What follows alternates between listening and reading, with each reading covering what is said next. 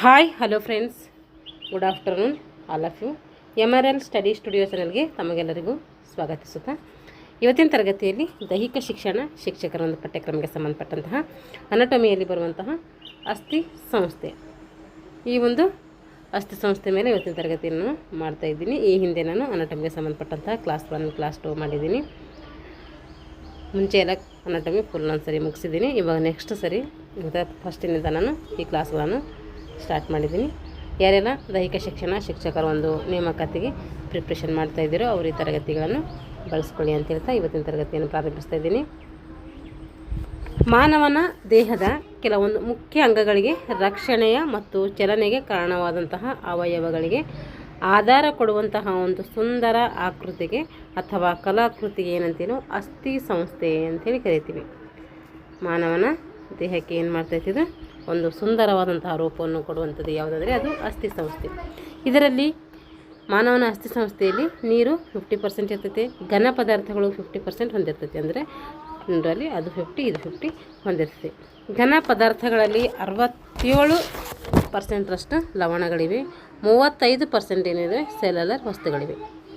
ಮುಖ್ಯವಾದ ಲವಣಗಳು ಯಾವೆಂದರೆ ಒಂದು calcium phosphate, carbonate, fluoride, magnesium phosphate. ಇವೆಲ್ಲ ಏನಿದ್ದಾವೆ ಅಂತಂದರೆ ಮುಖ್ಯವಾದಂತಹ ಲವಣಗಳಂತ ನಾವು ಪ್ರತಿನಿಧಿಸ್ತೀವಿ. ಇವಾಗ ಅಸ್ಥಿ ಬೋನ್ ಅಂಥೇಳಿ ಕರಿತೀವಿ. ಅಸ್ಥಿಯು ಮೂಳೆ, ಕೋಶಗಳು ಮತ್ತು ಕೋಶಗಳ ನಡುವಿನ ವಸ್ತುಗಳಿಂದ ಏನು ಮಾಡಿದೆ ರಚಿಸಲ್ಪಟ್ಟಿದೆ. ಅಸ್ಥಿಯು ಮೂಳೆ, ಕೋಶಗಳು ಮತ್ತು ಕೋಶ ನಡುವಿನ ವಸ್ತುಗಳಿಂದ ಏರ್ಪಟ್ಟಿದೆ ರಚಿಸಲ್ಪಟ್ಟಿದೆ. ಮೂಳೆ ಕೋಶಗಳು ವೃಕ್ಷಾಕಾರವಾಗಿದ್ದು ಕೋಶಗಳ ನಡುವಿನ ವಸ್ತುವು ಮಾತೃಕೆ ಮತ್ತು ಎಳೆಗಳನ್ನು ಹೊಂದಿದ್ದು ವಿಶೇಷ ಬಲ ಖನಿಜ ಲವಣಗಳನ್ನು ಹೊಂದಿದೆ. ಅಸ್ಥಿ ಏನು ಮಾಡಿದೆ ಅಂದರೆ ಅಸ್ಥಿಯು ಮೂಳೆ ಕೋಶಗಳು ಮತ್ತು ಕೋಶ ನಡುವಿನ ವಸ್ತುಗಳಿಂದ ಏನಾಗಿದೆ ರಚಿಸಲ್ಪಟ್ಟಿದೆ. ಮೂಳೆ ಕೋಶಗಳು ವೃಕ್ಷಾಕಾರವಾಗಿದ್ದು, ಮೂಳೆ ಕೋಶಗಳು ಹೆಂಗಿದ್ದಾವೆ ಒಂಥರ ವೃಕ್ಷ ಥರ ಈ ರೀತಿ ವೃಕ್ಷ ಥರ ಇದ್ದಾವೆ. ವೃಕ್ಷ ಕೋಶಗಳಂತಿದ್ದು ಕೋಶಗಳ ನಡುವೆ ಏನಿದೆ ಮಾತೃಕೆ ಮತ್ತು ಎಳೆಗಳನ್ನು ಹೊಂದಿದ್ದು ವಿಶೇಷ ಬಲ ಖನಿಜ ಲವಣಗಳನ್ನು ಇದು ಹೊಂದಿದೆ. ಮೂಳೆಗಳ ಮೇಲ್ಮೈ ಏನಂತ ಕರಿತೀವಿ ಅಂದರೆ ಪೆರಿಯಾಸ್ಟೆಮ್ ಅಂಥೇಳಿ ಕರಿತೀವಿ. ಮೂಳೆಗಳ ಮೇಲ್ಮೈ ಪೆರಿಯಾಸ್ಟೆಮ್ ಎಂಬ ಪೊರೆಯಿಂದ ಏನಾಗಿದೆ ಆವೃತವಾಗಿದೆ. ಮಧ್ಯದಲ್ಲಿ ಏನಿದೆ ಅಸ್ಥಿ ಮಜ್ಜೆ ಇರ್ತೈತೆ. ಮಧ್ಯದಲ್ಲಿ ಏನು ಕಂಡುಬರ್ತೈತೆ ಅಸ್ಥಿ ಮಜ್ಜೆ ಕಂಡುಬರ್ತೈತೆ. ಇವು ರಕ್ತ ಕಣಗಳನ್ನು ಉತ್ಪಾದಿಸ್ತವೆ. ಅಸ್ಥಿ ಮಜ್ಜೆ ಏನನ್ನು ಉತ್ಪಾದಿಸ್ತದೆ ಅಂದರೆ ರಕ್ತ ಕಣಗಳನ್ನು ಉತ್ಪಾದಿಸ್ತದೆ. ರಕ್ತನಾಳಗಳ ವಿಶೇಷ ರಂಧ್ರಗಳ ಮೂಲಕ ಏನಾಗ್ತೈತೆ ಮೂಳೆಯ ಒಂದು ಆಳಕ್ಕೆ ಹೋಗ್ತೈತೆ. ಏನು ಮಾಡ್ತೈತೆ ರಕ್ತನಾಳಗಳ ವಿಶೇಷ ರಂಧ್ರಗಳ ಮೂಲಕ ಮೂಳೆಯ ಆಳಕ್ಕೆ ಏನು ಮಾಡ್ತದೆ ಅದು ಹೋಗ್ತೈತೆ. ಮೂಳೆ ಕುಡಿಗಳೆಂಬ ಕಣಗಳನ್ನು ಹೊಂದಿದ್ದು ಮೂಳೆಯ ಒಂದು ಬೆಳವಣಿಗೆ ಮತ್ತು ಮುರಿದ ಮೂಳೆಗಳು ಗುಣಮುಖವಾಗುವಾಗ ಅಂಗಾಂಶ ರಚನೆಯಲ್ಲಿ ಏನಾಗ್ತವೆ ಭಾಗವಹಿಸ್ತವೆ. ಮೂಳೆಯ ಬೆಳವಣಿಗೆ ಮತ್ತು ಮುಂದೆ ಮುರಿದ ಮೂಳೆಗಳು ಗುಣಮುಖವಾಗಬೇಕಾದರೆ ಅಂಗಾಂಶ ರಚನೆಯಲ್ಲಿ ಏನಾಗ್ತೈತೆ ಇದು ಭಾಗವಹಿಸ್ತೈತೆ. ಅಸ್ಥಿಗಳ ಗಟ್ಟಿಯಾದಂತಹ ಕೋಶದ ಒಳಭಾಗದಲ್ಲಿ ಅಸ್ಥಿಗಳ ಕೋಶದ ಒಳಭಾಗದಲ್ಲಿ ಹ್ಯಾವರ್ಸಿಯನ್ ಸಿಸ್ಟಮ್ ಎಂಬ ವಿಶಿಷ್ಟ ರಚನೆಯನ್ನು ಕಂಡುಬರ್ತೈತೆ. ಅನೇಕ ವರ್ತುಲದ ರಚನೆ ಇದ್ದು ವರ್ತುಲದ ಒಂದು ಮಧ್ಯದಲ್ಲಿ ಏನಿದೆ ಹ್ಯಾವರ್ಸಿಯನ್ ಕಾಲುವೆ ಇದ್ದಾವೆ. ಇದರ ಸುತ್ತಲೂ ಏನಿದೆ ಲ್ಯಾಮಿಲ್ಲೆ ಎನ್ನುವಂತಹ ಅಸ್ಥಿ ಪ್ಲೇಟ್ಗಳು ಕಂಡುಬರ್ತವೆ. ಅದರ ಸುತ್ತಲೂ ಏನಾಗಿದೆ ಲ್ಯಾಮಿಲೆ ಎನ್ನುವಂಥ ಅಸ್ಥಿ ಪ್ಲೇಟ್ಗಳು ವರ್ತುಲಾಕಾರದಲ್ಲಿ ಏನು ಮಾಡ್ತವೆ ಕಂಡುಬರ್ತವೆ. ಈ ಪ್ಲೇಟ್ಗಳ ಮಧ್ಯದಲ್ಲಿ ಲ್ಯಾಕ್ಯೋನೆ ಎನ್ನುವಂತಹ ವಿಧ ಇದೆ. ಇವುಗಳಲ್ಲಿ ಅಸ್ಥಿ ಕೋಶಗಳು ಕಂಡುಬರ್ತವೆ.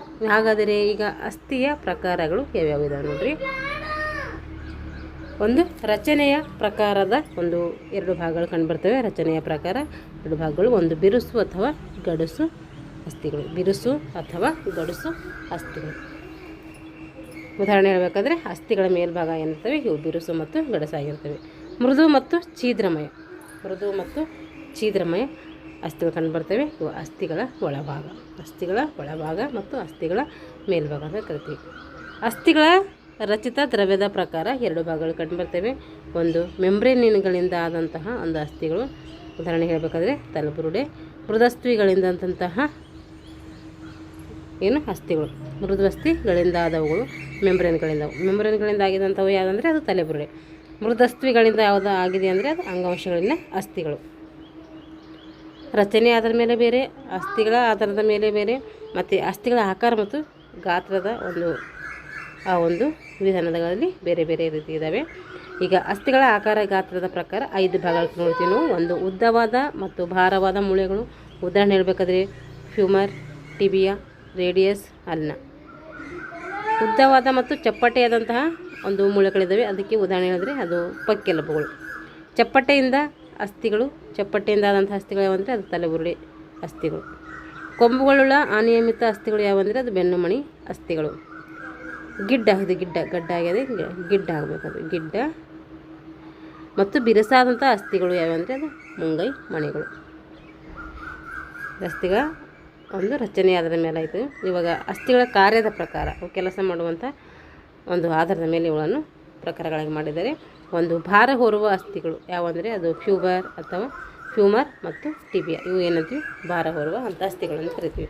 ಸನ್ನೆ ಕೆಲಸ ಮಾಡುವಂಥ ಅಸ್ಥಿಗಳು ಯಾವಂದರೆ ಮುಂಗೈ ಅಸ್ಥಿಗಳು. ಇವೇನು ಮಾಡ್ತವೆ? ಸನ್ನೆ ಕೆಲಸವನ್ನು ಮಾಡ್ತವೆ. ಸಂರಕ್ಷಣೆ ಅಸ್ಥಿಗಳು ತಲೆಬುರುಡೆ ಮತ್ತು ಪಕ್ಕೆಲವು. ಇವಕ್ಕೇನಂತೀವಿ? ಸಂರಕ್ಷಣಾ ಅಸ್ಥಿಗಳು ಅಂತ ಕರಿತೀವಿ.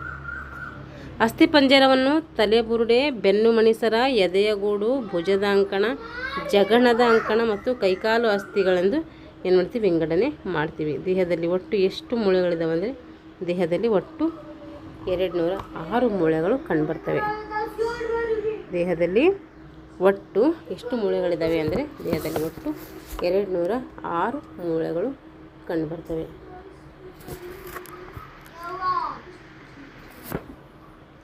ಈಗ ತಲೆಬುರುಡೆ ಮೆದುಳನ್ನು ರಕ್ಷಿಸುವ ಗಟ್ಟಿಯಾದಂಥ ಭಾಗ ಮತ್ತು ಕಣ್ಣುಗಳನ್ನು ರಕ್ಷಿಸ್ತದೆ. ತಲೆಬುರುಡೆ ಏನು ಮಾಡ್ತೈತೆ? ಮೆದುಳನ್ನು ರಕ್ಷಿಸ್ತೈತೆ ಮತ್ತು ಕಣ್ಣುಗಳನ್ನು ಕೂಡ ರಕ್ಷಿಸ್ತೈತೆ. ಈ ಒಂದು 2 ಭಾಗಗಳಾಗಿ ಇದನ್ನು ನಾವು ವಿಂಗಡಣೆ ಮಾಡ್ತೀವಿ. ಒಂದು ತಲೆಗೂಡು, ಇನ್ನೊಂದು ಮುಖ. ತಲೆಗೂಡು ಮತ್ತೊಂದು ಮುಖ. ತಲೆಗೂಡಿನ ಅಸ್ಥಿಗಳು. ತಲೆಗೂಡಿನ ಅಸ್ಥಿಯಲ್ಲಿ ಒಟ್ಟು ಎಷ್ಟು ಕಂಡುಬರ್ತವೆ ಅಂದರೆ 8 ಪ್ರಕಾರಗಳು ಕಂಡುಬರ್ತವೆ. ಒಂದು ಮುಂದಿನ ಅಸ್ಥಿ ಇದು ಒಂದು. ಇನ್ನೊಂದು ಪಾರ್ಶ್ವ ಅಸ್ಥಿ, ಅದು 2. ಆ ಕಡೆ ಪಾರ್ಶ್ವ ಈ ಕಡೆ ಪಾರ್ಶ್ವ 2 ಕಂಡುಬರ್ತಾವಲ್ಲ, ಅದಕ್ಕೆ ಅವು 2. ಹಿಂದಿನ ಅಸ್ಥಿ ನಮ್ಮ ಬ್ಯಾಕಿಂದ ಹಿಂದೆ ಎಷ್ಟಿರ್ತದೆ ಅದು ಒಂದೇ. ಆಮೇಲೆ ಮೆಲುಕಿನ ಅಸ್ಥಿ ಮೆಲುಕಿರ್ತಾವಲ್ಲ, ಮೆಲುಕು ಅವು 2. ಆ ಕಡೆ ಈ ಕಡೆ 2 ಸೈಡ್ ಇರೋದ್ರೆ ಎಡಬಲ ಇರೋದ್ರಿಂದ ಅವು 2. ಸ್ಪೈನಾಯ್ಡ್ ಅಸ್ಥಿ ಇದು 1. ಇಥ್ಮೈಡ್ ಅಸ್ಥಿ ಇದು 1. ಟೋಟಲ್ ಎಷ್ಟು ತಲೆಗೂಡಿನಲ್ಲಿರುವಂಥ ಒಟ್ಟು ಅಸ್ಥಿಗಳು ಎಷ್ಟು ಅಂತ ಕೇಳ್ತಾರೆ, ಅದು 8. ಇವು ಪರಸ್ಪರ ಸೂಚರ್ಸ್ ಎಂಬ ವಿಶಿಷ್ಟ ಸಂದುಗಳ ಮೂಲಕ ಜೋಡಿಸಲ್ಪಟ್ಟಿವೆ. ಇದರಿಂದ ಮಾಡಲ್ಪಟ್ಟಿದೆ ಅಂತ ಕೇಳ್ತಾರೆ. ಸೂಚರ್ಸ್ ಎಂಬ ವಿಶಿಷ್ಟ ಒಂದು ಪದರಿನಿಂದ ಮಾಡಿರ್ತಾರೆ. ಇವು ಚಲನರಹಿತವಾಗಿರ್ತವೆ.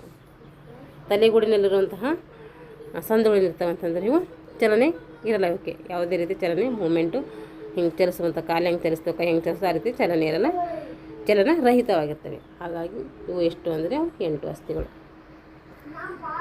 ಈಗ ತಲೆಗೂಡಾಯಿತು. ಇವಾಗ ಮುಖದ ಅಸ್ಥಿಗಳು. ಮುಖದಲ್ಲಿ ಒಟ್ಟು 14 ಅಸ್ಥಿಗಳು ಕಂಡುಬರ್ತವೆ. ತಲೆಗೂಡಿನಲ್ಲಿ 8 ಅಸ್ಥಿಗಳು ಕಂಡುಬಂದರೆ ಮುಖದಲ್ಲಿ ಏನು ಮಾಡ್ತೇವೆ? ಇಡೀ ಮುಖದಲ್ಲಿ 14 ಅಸ್ಥಿಗಳು ಕಂಡುಬರ್ತವೆ. ಮೂಗಿನ ಅಸ್ಥಿಗಳು ನಾಸಲ್ಸ್ ಬೋನ್ಸ್ ಅಂತ ಕರಿತೀವಿ. ಅವು ಮೂಗಿನ ಅಸ್ಥಿಗಳು 2 ಇದ್ದಾವೆ. ಅವು ಮೂಗಿನ ಸೇತುವೆಯನ್ನು ಏನು ಮಾಡ್ತವೆ? ನಿಯಂತ್ರಣ ಮಾಡ್ತವೆ. ಪ್ಯಾಲೆಟೈನ್ ಅಸ್ಥಿಗಳು ಎಷ್ಟಿದಾವೆ ಅಂದರೆ ಅವು 2 ಇದ್ದಾವೆ. ಬಾಯಿಯಲ್ಲಿರುವ ಮೇಲಂಗಳವನ್ನು ರಕ್ಷಿಸ್ತವೆ. ಪ್ಯಾಲೆಟೈನ್ ಅಸ್ಥಿಗಳು 2. ಅವು ಬಾಯಿಯಲ್ಲಿನ ಒಂದು ಮೇಲಂಗಳವನ್ನು ಏನು ಮಾಡ್ತವೆ? ರಕ್ಷಿಸ್ತವೆ. ಲ್ಯಾಕ್ರಿಮಲ್ ಅಸ್ಥಿಗಳು ಅವು ಏನು ಮಾಡ್ತವೆ? 2 ಇದ್ದಾವೆ. ಕಣ್ಣಿನ ಕುಣಿಕೆಯ ಮೂಗಿನ ಭಾಗದಲ್ಲಿ ಕಂಡುಬರ್ತವೆ. ಲ್ಯಾಕ್ರಿಮಲ್ ಅಸ್ಥಿಗಳು 2 ಕಣ್ಣಿನ ಕುಣಿಕೆಯ ಮೂಗಿನ ಭಾಗದಲ್ಲಿ ಕಂಡುಬರ್ತವೆ. ಮೂಗಿಗೆ ಸೇರುವ ಕೊಳವೆಗಳನ್ನು ನಿರ್ಮಿಸ್ತೈತೆ. ಇವುಗಳ ಮುಖಾಂತರ ಕಣ್ಣೀರು ಮೂಗಿಗೆ ಬರ್ತೈತೆ. ಮೂಗಿಗೆ ಸೇರುವ ಒಂದು ಕೊಳವೆಗಳನ್ನು ನಿರ್ಮಾಣ ಮಾಡ್ತದೆ. ಯಾವುದು? ಲ್ಯಾಕ್ರಿಮಲ್ ಅಸ್ಥಿ. ಕಣ್ಣಿನ ಕುಣಿಕೆಯಲ್ಲಿ ಕಂಡುಬರುವಂತಹ ಮೂಳೆಗಳಾಗಿರ್ತವೆ. ಇವುಗಳ ಮೂಲಕ ನಮಗೇನು ಮಾಡ್ತೇವೆ? ಕಣ್ಣೀರು ಮೂಗಿಗೆ ಬರ್ತೈತೆ. ನಾವು ಒಂದು ಸರಿ ಮಾಡಿದಾಗ ಏನು ಮಾಡ್ತೇವೆ? ನಮ್ಮದು ಹತ್ತೀವಿ ಅಂದರೆ ನಮ್ಮ ಮೂಗಲ್ಲಿ ಆ ನೀರು ಬಂದು ಏನು ಮಾಡ್ತೈತೆ ನಮಗೆ ಅಂದರೆ ಸಿಂಬಳ ಥರ ಬರುತ್ತಲ್ಲ, ಆ ರೀತಿ ನೀರು ಬಂದು ಆ ರೀತಿ ಆಗ್ತೈತೆ. ಈಗ ಜೈಗೋಮೆಟಿಕ್ ಅಸ್ಥಿಗಳು. ಇಲ್ಲಿ 2 ಅಸ್ಥಿಗಳಿದ್ದಾವೆ. ಇವು ಗಲ್ಲದ ಅಸ್ಥಿಗಳು. ಇವು ತಲೆಯ ಅಸ್ಥಿಗೆ ಸೇರಿವೆ. ಇವಾಗ ಜೈಗೋಮೆಟಿಕ್ ಅಸ್ಥಿಗಳೇನಾಗಿ ಗಲ್ಲದ ಅಸ್ಥಿಗಳಾಗಿರ್ತವೆ. ಇವು ಏನು ಮಾಡಿದ್ದಾವೆ ಅಂತಂದರೆ ತಲೆಯ ಒಂದು ಅಸ್ಥಿಗೆ ಸೇರಿಕೊಂಡಿದ್ದಾವೆ. ವ್ಯೂಮರ್ ಅಸ್ಥಿ ಇಲ್ಲೂ ಒಂದಿದೆ. ಇದು ಮೂಗಿನ ಮಧ್ಯದ ಅಸ್ಥಿಯ ಕೆಳಭಾಗದಲ್ಲಿದೆ. ಮೂಗಿನ ಮಧ್ಯದ ಅಸ್ಥಿಯ ಒಂದು ಕೆಳಭಾಗದಲ್ಲಿ ವ್ಯೂಮರ್ ಅಸ್ಥಿ ಕಂಡುಬರ್ತೈತೆ. ಟರ್ಬೈನೇಟೆಡ್ ಅಸ್ಥಿ ಇಲ್ಲಿ ಎರಡಿದ್ದಾವೆ. 2 ಮೂಗಿನ ಪೊಳ್ಳು ಪ್ರದೇಶವನ್ನು ಇವು ರಕ್ಷಣೆ ಮಾಡ್ತವೆ. ಮೇಲ್ದವಡೆ ಅಸ್ಥಿ 2 ಮೇಲಂಗಳದ ಮುಂಭಾಗವನ್ನು ಇವು ರಕ್ಷಿಸ್ತವೆ. ಇವುಗಳಲ್ಲಿ ಮೇಲಿನ ಹಲ್ಲುಗಳನ್ನು ಏನು ಮಾಡ್ತವೆ, ಜೋಡಿಸಲ್ಪಟ್ಟಿವೆ. ಮೇಲ್ದವಡೆ ಅಸ್ಥಿಗಳು 2 ಮೇಲಂಗಳದ ಒಂದು ಮುಂಭಾಗವನ್ನು ರಚಿಸುತ್ತವೆ. ಇವುಗಳಲ್ಲಿ ಮೇಲಿನ ಹಲ್ಲುಗಳು ಜೋಡಿಸಲ್ಪಟ್ಟಿವೆ. ಮ್ಯಾಂಡಿಬಲ್ ಅಸ್ಥಿಗಳು ಕೆಳದವಡೆ ಅಸ್ಥಿ ಅಂತೇಳಿ ಕರಿತೀವಿ. ಒಂದು ಗದ್ದದ ಭಾಗವನ್ನು ಏನು ಮಾಡ್ತದೆ, ರಕ್ಷಣೆ ಮಾಡ್ತೈತೆ ಮ್ಯಾಂಡಿಬಲ್ ಅಸ್ಥಿ. ಕಿವಿಯ ಹತ್ತಿರದ ಮೇಲ್ದವಡೆಗೆ ಕೂಡಲು ಕೀಲಿರ್ತೈತೆ. ಕಿವಿಯ ಹತ್ತಿರ ಅದ ಒಂದು ಮೇಲ್ದವಡೆ ಕೂಡಲು ಏನಿರ್ತದಲ್ಲಿ ಕೀಲು ಕಂಡು ಬರ್ತೈತೆ. ಇದರಲ್ಲಿ ಕೆಳದವಡೆಯ ಹಲ್ಲುಗಳು ಏನಾಗಿದ್ದಾವೆ, ಜೋಡಿಸಲ್ಪಟ್ಟಿವೆ. ಈ ಮುಖದ 14 ಎಲುಬುಗಳಿದ್ದು ಕೆಳದವಡೆಯನ್ನು ಹೊರತುಪಡಿಸಿ ಉಳಿದವೆಲ್ಲ ಏನಿದೆ ಒಂದಕ್ಕೊಂದು ಸ್ಥಿರವಾಗಿ ಬಂಧಿಸಲ್ಪಟ್ಟಿವೆ. ಈಗ ಎದೆಗೂಡು, ಮುಖದ ಅಸ್ಥಿ, ತಲೆಗೂಡಿನ ಅಸ್ಥಿಗಳು 8 ಆದವು, ಮುಖದ ಅಸ್ಥಿಗಳು 14 ಆದವು. ಇವಾಗ ಎದೆಗೂಡಿನಲ್ಲಿ ಎಷ್ಟಿದ್ದಾವೆ, 12 ಜೊತೆ ಮೂಳೆಗಳಿದ್ದಾವೆ. ಎದೆ, ಮೂಳೆ ಮತ್ತು ಬೆನ್ನು ಮಣಿಸರದ ಕೆಲವೊಂದು ಭಾಗಗಳಿಂದ ಏನಿದೆ ರಚಿತವಾದಂತಹ ಶಂಕುವಿನಾಕಾರದ ಪೆಟ್ಟಿಗೆಯಾಗಿದೆ. ಇದು ಪೆಕ್ಕೆಲುಬು ಅಥವಾ ಸ್ಪೆರ್ನಮ್ ಅಂತ ಕರಿತೀವಿ. ಇದರಲ್ಲಿ ಕೋಶಗಳು, ಹೃದಯ, ಯಕೃತುಗಳಿಗೆ ಸ್ಥಳಾವಕಾಶ ಹಾಗೂ ಸಂರಕ್ಷಣೆ ಮಾಡ್ತೈತಿ. ಇದಕ್ಕೆ ಮುಖ್ಯವಾದಂಥ 2 ಲಕ್ಷಣಗಳಿವೆ. ಒಂದು ಸ್ಥಿರತೆ, ಇನ್ನೊಂದು ಸ್ಥಿತಿಸ್ಥಾಪಕತೆ. ಪ್ರತಿಯೊಂದು ಪಕ್ಕೆಲುಬುಗಳ ಮಧ್ಯದಲ್ಲಿ ಏನಿದೆ ಅಂದರೆ ಇಂಟರ್ಕೋಸ್ಟಲ್ ಎಂಬ ಸ್ನಾಯುಗಳು ತುಂಬಿವೆ. ಈ ಒಂದು ಕಾರಣದಿಂದಾಗಿ ಉಸಿರಾಟ ಕ್ರಿಯೆ ನಡೆದಾಗ ಪಕ್ಕೆಲುಬುಗಳು ತಾವೇ ಏನಾಗ್ತವೆ, ವಿಕಾಸನ ಅಂಕುಚನ ಹೊಂದುತ್ತವೆ, ಅಂದರೆ ಸಂಕೋಚನ ಅಂಕುಚನ ಹೊಂದುತ್ತವೆ. ಎದೆಗೂಡಿನಲ್ಲಿ 12 ಜೊತೆ ಮೂಳೆಗಳಿದ್ದಾವೆ. ಪಕ್ಕೆಲುಬುಗಳು ಇವುಗಳನ್ನು 3 ಭಾಗಗಳಾಗಿ ವಿಂಗಡಣೆ ಮಾಡಲಾಗಿದೆ. ಎದೆಗೂಡಿನಲ್ಲಿ 12 ಜೊತೆ ಮೂಳೆಗಳಿದ್ದಾವೆ. ಪಕ್ಕೆಲುಬುಗಳು ಇವುಗಳನ್ನು 3 ಭಾಗಗಳಾಗಿ ವಿಂಗಡಣೆ ಮಾಡಲಾಗಿದೆ. ಮೊದಲನೆಯದು 7 ಜೊತೆ ಪಕ್ಕೆಲುಬುಗಳು ಬೆನ್ನುಮಣಿ ಸರದಿಂದ ಏನಾಗ್ತವೆ, ವಕ್ರಾಕಾರವಾಗಿ. ಮೊದಲನೇ 7 ಜೊತೆ ಪಕ್ಕೆಲುಬುಗಳು ಬೆನ್ನುಮಣಿ ಸರದಿಂದ ವಕ್ರಾಕಾರವಾಗಿ ಸಾಗಿ ಸ್ಪೆರ್ನಮ್ಗೆ ಏನು ಮಾಡ್ತವೆ, ಹತ್ತಿಕೊಂಡಿವೆ. ಇವುಗಳನ್ನು ನಿಜವಾದ ಪಕ್ಕೆಲುಬುಗಳು ಅಂತೇಳಿ ಕರಿತೀವಿ. ಮುಂದಿನ 3 ಜೊತೆ ಪಕ್ಕೆಲುಬುಗಳು ಮೃದುವಸ್ಥೆ ಮೂಲಕ ಹತ್ತಿಕೊಂಡಿದ್ದು ಅವಕ್ಕೇನಂತ ಕರಿತೀವಿ ಅಂದರೆ ಹತ್ತಿಕೊಂಡಿದ್ದು. ಮುಂದೆ ಇವು ಸ್ಪೆರ್ನಮ್ ಪರೋಕ್ಷವಾಗಿ ಹತ್ತಿಕೊಂಡಿರೋದ್ರಿಂದ ಇವಕ್ಕೇನಂತೀವಿ, ಮಿಥ್ಯ ಪಕ್ಕೆಲುಬುಗಳು ಅಂಥೇಳಿ ಕರಿತೀವಿ. ನೋಡಿರಿ, ಮೊದಲನೇ 7 ಜೊತೆ ಈ ರೀತಿ ಇರ್ತದೆ. ಅಂದರೆ ಈ ರೀತಿ ನಮಗೆ ಏನು ಕಂಡು ಬರ್ತೈತೆ, ಪಕ್ಕೆಲುಬುಗಳು ಕಂಡು ಬರ್ತೈತೆ. ಈ ಒಂದು ಪಕ್ಕೆಲುಬುಗಳು 7 ಜೊತೆ ಪಕ್ಕೆಲುಬುಗಳು ಬೆನ್ನು ಮಣಿಸರದಿಂದ ನೇರವಾಗಿ ಏನು ಮಾಡಿದ್ದೇವೆ, ವಕ್ರಾಕಾರವಾಗಿ ಸಾಗಿ ಸ್ಪೆರ್ನಮ್ಗೆ ಹತ್ತಿಕೊಂಡಿವೆ. ಇವಾಗೇನಂತೀವಿ ನಾವು, ಮೊದಲನೇದು 7, ಅವಕ್ಕೇನಂತೀವಿ ನಿಜವಾದ ಪಕ್ಕೆಲುಬುಗಳು ಅಂತೇಳಿ ಕರಿತೀವಿ. ಇನ್ನು 3 ಇದ್ದಾವಲ್ಲ, ಆ 3ಗಳಿಗೆ ಕೆಳಗಡೆ ಮೃದುವಸ್ಥೆಗೆ ಚಿತ್ರ ಹಾಕ್ಕೊಂಡ್ರೆ ಚೆನ್ನಾಗಿ ಗೊತ್ತೈತೈತೆ. ಅವುಗಳಿಗೆ ಏನಂತೀವಿ, ಮಿಥ್ಯ ಪಕ್ಕೆಲುಬುಗಳು ಅಂಥೇಳಿ ಕರಿತೀವಿ. ಕೊನೆ 2 ಜೊತೆ ಇರ್ತಾವಲ್ಲ, ಅವು ಕಡಿಮೆ ಆಗಿರುವುದರಿಂದ ಅವು ಯಾವುದೇ ಒಂದು ಸ್ಪೆರ್ನಮ್ಗೆ ಏನು ಮಾಡಿಲ್ಲ, ಅಂದ್ಕೊಳ್ಳೋದು ಎದೆಗೂಡಿಗೆ ಹತ್ಕೊಂಡಿಲ್ಲ. ಅವುಗಳಿಗೆ ಏನಂತೀವಿ ಅಂದರೆ ತೇಲುವ ಪಕ್ಕೆಲುಬುಗಳು ಅಂಥೇಳಿ ಕರಿತೀವಿ. ಇಷ್ಟೇನಾಯಿತು ಪಕ್ಕೆಲುಬುಗಳ ವ್ಯಾಪ್ತಿಗೆ. ಇವಾಗ ಬೆನ್ನುಮಣಿ ಸರ, ಶರೀರದ ಭದ್ರವಾದ ಆಕಾರ ಮತ್ತು ಮೆದುಳು ಬಳಿಗೆ ರಕ್ಷಣೆ ನೀಡುವುದು ಯಾವುದಂದರೆ ಅದು ಬೆನ್ನುಮಣಿ ಸರ. ಅನೇಕ ಉಂಗುರಾಕಾರದ ಮಣಿಗಳಂತಹ ಅಸ್ಥಿಗಳಿಂದ ಏನಾಗಿದೆ, ಇದು ರಚಿತವಾಗಿದೆ. ವಯಸ್ಕರಲ್ಲಿ ಇದರ ಉದ್ದ ಎಷ್ಟು ಅಂದರೆ 60ರಿಂದ 70 ಸೆಂಟಿಮೀಟರ್ ಇರ್ತೈತೆ. ಒಟ್ಟು ಎಷ್ಟು ಬೆನ್ನುಮಣಿ ಸರಗಳೆಂದರೆ 33 ಬೆನ್ನುಮಣಿ ಸರಗಳು ಕಂಡುಬರ್ತವೆ. ಇದರಲ್ಲಿ 24 ಬೆನ್ನುಮಣಿಗಳು ಪ್ರತ್ಯೇಕವಾಗಿದ್ದು ಉಳಿದ 9ನೇ ಬೆನ್ನುಮಣಿಗಳು ಬೆಸೆದುಕೊಂಡಿದ್ದು ಬೇರೆ ಬೇರೆ 2 ಅಸ್ಥಿಗಳಿಂದ ಕೂಡಲ್ಪಟ್ಟಿವೆ. ಇದು ಎಲ್ಲ ದಿಕ್ಕುಗಳಲ್ಲಿ ಮಣಿಯುವ ಮತ್ತು ತಿರುಗುವ ಶಕ್ತಿ ಪಡೆದಿದೆ. ಇವುಗಳು ಇರುವಂತಹ ಸ್ಥಳದ ಆಧಾರದ ಮೇಲೆ 5 ಗುಂಪುಗಳಾಗಿ ಏನು ಮಾಡಲಾಗಿದೆ, ವಿಂಗಡಣೆ ಮಾಡಲಾಗಿದೆ. ಈಗ ಈ ಒಂದು ಇದರ ಆಧಾರದ ಮೇಲೆ ಏನು ಮಾಡಲಾಗಿದೆ, 5 ಗುಂಪುಗಳಾಗಿ ವಿಂಗಡಣೆ ಮಾಡಲಾಗಿದೆ. ಒಂದು ಕುತ್ತಿಗೆಯ ಭಾಗದಲ್ಲಿರುವಂಥ ಸರ್ವೋಕಲ್ ಮಣಿಗಳು, ಅವು ಎಷ್ಟಿದ್ದಾವೆ, ಕುತ್ತಿಗೆಯ ಭಾಗದಲ್ಲಿ ಸರ್ವೋಕಲ್ ಮಣಿಗಳು 7 ಇದ್ದಾವೆ. ಎದೆಯ ಭಾಗದಲ್ಲಿರುವಂಥ ಥೊರಾಸಿಕ್ ಮಣಿಗಳು ಎಷ್ಟಿದ್ದಾವೆ, 12 ಇದ್ದಾವೆ. ಕಟಿಯ ಭಾಗದಲ್ಲಿ ಲಂಬಾರ್ ಮಣಿಗಳು ಅವು ಎಷ್ಟಿದ್ದಾವೆ, 5 ಇದ್ದಾವೆ. ಜಗಣ್ಣದ ಭಾಗದಲ್ಲಿ ಸ್ಯಾಕ್ರಲ್ ಮಣಿಗಳು ಎಷ್ಟಿದ್ದಾವೆ, 5 ಇದ್ದಾವೆ. ಮತ್ತು ಅತ್ಯಂತ ಬಾಲದ ಭಾಗದಲ್ಲಿ ಕಾಕ್ಸಿಯಲ್ ಮಣಿಗಳು ಎಷ್ಟಿದ್ದಾವೆ, 4. ಟೋಟಲ್ ಎಷ್ಟಿದ್ದು ಅಂದರೆ 33 ಏನಿದ್ದಾವೆ ಬೆನ್ನುಮಣಿಗಳಿದ್ದಾವೆ, ಅಂದರೆ ಬೆನ್ನುಮಣಿ ಮೂಳೆಗಳಿದ್ದಾವೆ. ಸರ್ವೋಕಲ್ ಥೊರಾಸಿಕ್ ಲಂಬರ್ ಈ ಮೂರು ಬೆನ್ನು ಮಣಿಗಳು ಉದ್ದಕ್ಕೂ ಬೇರೆ ಬೇರೆಯೇ ಆಗಿರ್ತವೆ. ಜೀವನದ ಉದ್ದಕ್ಕೂ ಏನಾಗಿರ್ತವೆ, ಬೇರೆ ಬೇರೆ ಆಗಿರ್ತವೆ, ಕೂಡಿಕೊಳ್ಳಲ್ಲ. ಇವುಗಳನ್ನು ಚಲನಾ ಬೆನ್ನು ಮಣಿಗಳು ಅಂಥೇಳಿ ಕರಿತೀವಿ. ಸ್ಯಾಕ್ರಲ್ ಮತ್ತು ಕಾಕ್ಸಿಯಲ್ ಇವು ಏನು ಮಾಡ್ತವೆ, ವಯಸ್ಕರಲ್ಲಿ ಎರಡು ಬೇರೆ ಬೇರೆ ಅಸ್ಥಿಗಳಾಗಿ ಮಾರ್ಪಡ್ತವೆ. ಇವುಗಳು ಏನಂತೀವಿ, ಅಚಲ ಅಸ್ಥಿಗಳು ಅಂಥೇಳಿ ಕರಿತೀವಿ. ಭುಜಾಸ್ಥಿ ವಲಯ. ಕ್ಲಾವಿಕಲ್ ಕಾಲರಸ್ಥಿಗಳು ಮತ್ತು ಸ್ಕಂದಸ್ಥಿಗಳಿಂದ ರಚಿಸಲ್ಪಟ್ಟಿದೆ. ಇದು ಈ ಭಾಗದಲ್ಲಿ ಉಂಗುರಾಕೃತಿಯ ಅಥವಾ ಅರ್ಧ ವೃತ್ತಾಕಾರದ ಒಂದು ಕೈ ಮುಖ್ಯವಾದವುಗಳು. ಕ್ಲಾವಿಕಲ್, ಹ್ಯೂಮರಸ್, ಕ್ಯಾಪುಲಮ್, ಎದೆಮೂಳೆ ಇಷ್ಟೇನಿದ್ದಾವೆ ಭುಜಾಸ್ಥಿ ವಲಯದಲ್ಲಿ ಕಂಡುಬರ್ತವೆ. ಈಗ ಕಾಲರ ಅಸ್ಥಿ ಇದು ಉದ್ದವಾದಂಥ ಸ್ವಲ್ಪ ವಕ್ರವಾದಂಥ ಅಸ್ಥಿಯಾಗಿದೆ. ಇವು ಭುಜಗಳು ಮುಂದಕ್ಕೆ ಬೀಳದಂತೆ ಏನು ಮಾಡ್ತವೆ, ತಡಿತವೆ. ಒಂದು ತುದಿಯ ಎದೆಮೂಳೆಗೆ ಇನ್ನೊಂದು ತುದಿಯು ಸ್ಕಂದಸ್ಥಿಗೆ ಹತ್ತಿಕೊಂಡಿದೆ. ಕಾಲರಸ್ಥಿ ಏನಾಗಿದೆ, ಇದು ಉದ್ದವಾದಂತಹ ಸ್ವಲ್ಪ ವಕ್ರವಾದಂತಹ ಅಸ್ಥಿಯಾಗಿದೆ. ಇವು ಭುಜಗಳು ಮುಂದಕ್ಕೆ ಬೀಳದಂತೆ ತಡಿತವೆ. ಭುಜ ಏನು ಮಾಡ್ತವೆ, ಮುಂದಕ್ಕೆ ಹೋಗೋದಂತೆ ತಡಿತವೆ. ಒಂದು ತುದಿಯು ಎದೆ ಮೂಳೆಗೆ, ಇನ್ನೊಂದು ತುದಿಯು ಸ್ಕಂದಸ್ಥಿಗೆ ಹತ್ತಿಕೊಂಡಿದೆ. ಓಕೆ, ಸ್ಕೆಪುಲಾ ಅಂಥೇಳಿ ಕರಿತೀವಿ. ತ್ರಿಕೋನಾಕೃತಿಯ ಚಪ್ಪಟೆಯಾದಂಥ ಮೂಳೆಯಾಗಿದೆ. ಇದು ಭುಜದ ಹತ್ತಿರ ಮುಂಭಾಗದಲ್ಲಿರುವಂಥ ಒಂದು ತುದಿಗೆ ಏನಂತೀವಿ ಅಂದರೆ ಅಕ್ರೋಮಿಯನ್ ಪ್ರೋಸೆಸ್ ಅಂಥೇಳಿ ಕರಿತೀವಿ. ಈ ತುದಿಯ ಭಾಗದ ಕೆಳಗೆ ಒರಳಿನಾಕೃತಿಯ ತಗ್ಗು ಕಂಡುಬರ್ತೈತೆ. ಇದಕ್ಕೆ ಗ್ಲಿನಾಯ್ಡ್ ತಗ್ಗು ಅಂಥೇಳಿ ಕರೀತಾರೆ. ಏನಂತ ಕರೀತಾರೆ, ಗ್ಲಿನಾಯ್ಡ್ ತಗ್ಗು ಅಂಥೇಳಿ ಕರೀತಾರೆ. ಸ್ಕ್ಯಾಪುಲ ಬೆನ್ನು ಕಡೆಯ ಭಾಗವೆಲ್ಲ ಸ್ವತಂತ್ರವಾಗಿದೆ. ಸ್ಕಂದಸ್ಥಿಯು ಭುಜದ ಒಂದು ಹಿಂಭಾಗಕ್ಕೆ ಇರುವುದರಿಂದ ಶೋಲ್ಡರ್ ಬ್ಲೇಡ್ ಅಂಥೇಳಿ ಕರಿತೀವಿ. ಈಗ ಕೈ ಅಸ್ಥಿಗಳು. Humerus, ulna, radius, carpus, metacarpus, phalanges ಕೈಯಲ್ಲಿರುವಂತಹ ಅಸ್ಥಿಗಳಿವೆ. ಹ್ಯೂಮರಸ್ ಅಸ್ಥಿ ಒಂದು ಕೈ ಇದೆ ಅಂದರೆ ಅಲ್ಲಿ humerus, ulna, radius, carpus, metacarpus, phalanges ಇವೆಲ್ಲ ಏನು ಕೈಗಳಲ್ಲಿರುವಂತಹ ಅಸ್ಥಿಗಳು. ಕೈಗಳು ಎದೆಯ ಒಂದು ಭಾಗದ ಭುಜದ ಅಂಗಣಕ್ಕೆ ಏನಿರ್ತವೆ ಸೇರಿಕೊಂಡಿರ್ತವೆ. ಇವುಗಳಲ್ಲಿ ಒಟ್ಟು 30 ಎಲುಬುಗಳು ಕೈ ಅಸ್ಥಿಗಳು ಸ್ಕೆಪುಲ ಅಂದರೆ ಸ್ಕಂದಾಸ್ಥಿ ಮತ್ತು ಗ್ರೀವಸ್ಥಿ ಏನು ಮಾಡ್ತೇವೆ, ಸಂಪರ್ಕವನ್ನು ಹೊಂದಿವೆ. ಒಂದು ರಟ್ಟೆ ಎಲುಬು ಉದ್ದವಾದಂತಹ ಬಲಿಷ್ಠವಾದಂತಹ ಮೂಳೆಯಾಗಿದ್ದು ಮೇಲಿನ ತುದಿಯ ಗೊಮ್ಮಟಾಕಾರ ಮತ್ತು ಕೆಳ ತುದಿಯು ಅಗಲವಾಗಿದೆ. ಸ್ಕಂದಸ್ಥಿಯ ಮೇಲಿನ ತುದಿಯು ಗ್ಲಿನಾಯ್ಡ್ ತಗ್ಗಿನಲ್ಲಿ ಸೇರಿ ಚೆಂಡು ಮತ್ತು ಕುಳಿ ಸಂದಾಗ್ತೈತಿ. ಕೆಳ ತುದಿಯ ಭಾಗದಲ್ಲಿ ಮುಂಗೈ ಅಸ್ಥಿಗಳಂಥ ರೇಡಿಯಸ್ ಮತ್ತು ಅಲ್ನಾ ಅಸ್ಥಿಗಳನ್ನು ಮಾಡಿದವೆ, ಇಲ್ಲಿ ಸೇರಿಕೊಂಡಿದ್ದಾವೆ. ಈಗ ಮುಂಗೈ ಅಸ್ಥಿಗಳು ಅಲ್ನಾ ಮತ್ತು ರೇಡಿಯಸ್ ಅಸ್ಥಿಗಳು ಕಂಡುಬರ್ತವೆ. ಅಲ್ನಾ ಇದು ರೇಡಿಯಸ್ಗಿಂತ ಏನಾಗಿದೆ, ಉದ್ದವಾಗಿದೆ.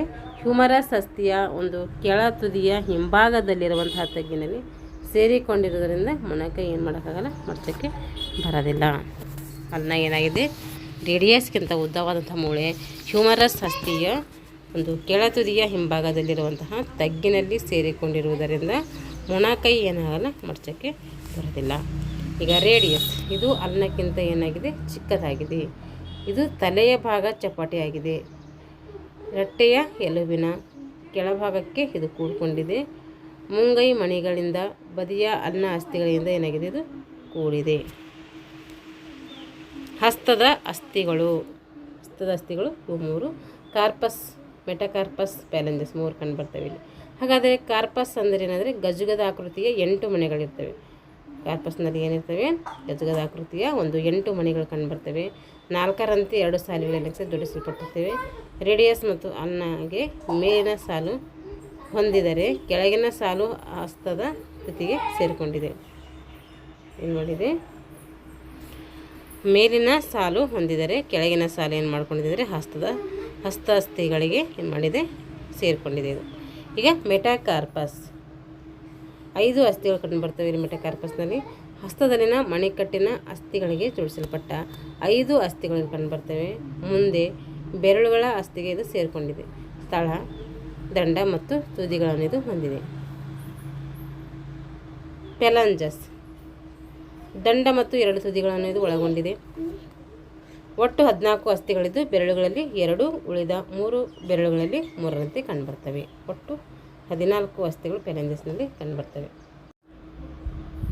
ಟೊಂಕ ಅಥವಾ ಜಗಣ ಅಂತ ಕರಿತೀವಿ. ಅದರ ಅಸ್ಥಿಗಳು ಎಷ್ಟಿದಾವೆ ಅಂದರೆ 3 ಇದ್ದಾವೆ. ಟೊಂಕ ಮತ್ತು ಕಾಲುಗಳ ಅಸ್ಥಿಗೆ ಸಂಪರ್ಕ ಏರ್ಪಡಿಸಿದೆ. ಇವು 3 ಅಸ್ಥಿಗಳಿಂದ ನಿರ್ಮಿತವಾಗಿದೆ.